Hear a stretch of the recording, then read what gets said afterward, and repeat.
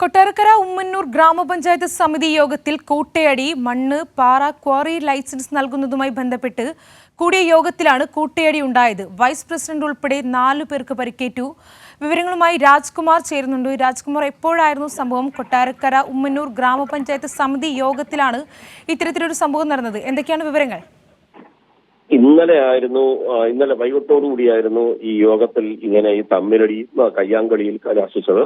ഇവിടെ പാറക്കോറിയുമായി ബന്ധപ്പെട്ട് അഴിമതി ആരോപണം ഉയർന്നിരുന്നു. ഈ ഭരണകക്ഷി BJP-യുടെ പിന്തുണയോടുകൂടിയാണ് ഇവിടെ UDF ഭരണം അട്ടിമറിച്ച് LDF-ന്റെ ഭരണം അട്ടിമറിച്ചത്.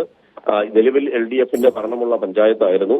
അവിശ്വാസ പ്രമേയം കൊണ്ടുവന്ന് BJP-യുടെ പിന്തുണയോടെയായിരുന്നു ഈ ഉമ്മന്നൂർ പഞ്ചായത്ത് UDF പിടിച്ചെടുത്തത്. കോൺഗ്രസിന്റെ ഇതില് മെമ്പർ തന്നെയാണ് നിലവിൽ ഇതിന്റെ പഞ്ചായത്ത് പ്രസിഡന്റ്. ഇവിടെ ഇവർക്കെതിരെ വലിയ അഴിമതി ആരോപണങ്ങൾ നിരന്തരമായി ഉയർന്നിരുന്നു. അതിനിടെയാണ് ഈ പാറക്കോറി ലൈസൻസുമായി ബന്ധപ്പെട്ട തർക്കം ഉയർന്നതും ഇവർ തങ്ങളിൽ അങ്ങോട്ടും ഇങ്ങോട്ടും അടികൂടിയതും.